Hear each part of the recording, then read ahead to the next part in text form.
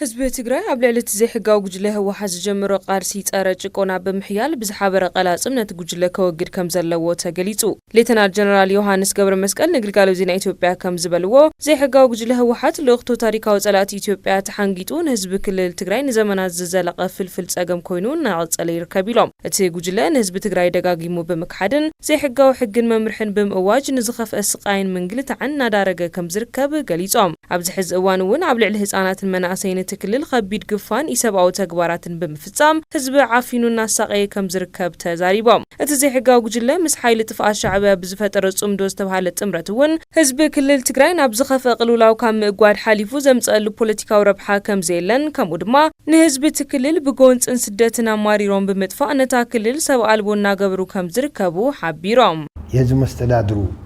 ኤክስትሪም አፈና ነው። እቲ ህዝባዊ ምምሕዳር ብልዑል ዓፈና ይልግለጽ መለክዕ ናብራት ህዝቢ ሴፍቲ ኔት ኩነታት ጸጥታ ምስ ሻዕብያ ምቅንጃው ኣብ ህውከት እዩ ዘሎም ዕዳጋሉ ተባሂሉ ናይ ትካላት ናይ ሰረቕቲ ናይ ኢፈርቲ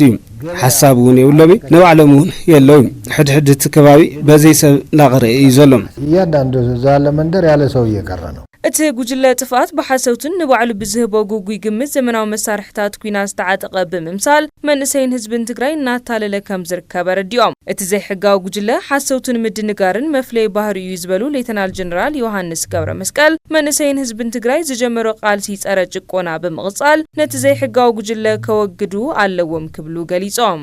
ወጣቱ ይዋሹታል ነቲ መንእሰይ ይሕስውዎም ነውሪ ሓቂ ሓሶት ዝበሃሉ ነገራት ኣሎም ኣባቶም ግን እዚ ጠፊኡ ሕዚ ድማ እቲ መንእሰይ ተደራጅዩ ገጹ ክመልሰሎም ህዝቢ ትግራይ እውን ክርባሕ ክኽእለሎም ህዝቢ ትግራይ ልምድሓን ግዜ ይብልናን ብጣዕሚ ኢና ኣርፊድና እየ ዝብል ከምዚ ድማ ዝተለመደ ይኮነን ቆይተናል ነው ምለው የተለመደ አይደለም እንደዚህ حلمت زي حقاو جلا أقدم خاب بمخلاف سلام اندحنة نزب تجري مملاس كم زدلي ملقتهم زحلفون تخون نزي جلا تفاز حازو لقطو جونس انحم فشفشن بحات يرو مخلاف كم زقبا تزاري باوم عونه كراو حزز طرف منغستون بزح حاجداس زي خون نغرات نغونيلو مولو تخروت كهبلهم ኢትዮጵያ በይና መፍትሄ ይኸውነን መንግስቲ ኣብዚ አክል ክብለሎ ባህልየ ኢናፍ ማለት አለበት መንግስት ባይኔ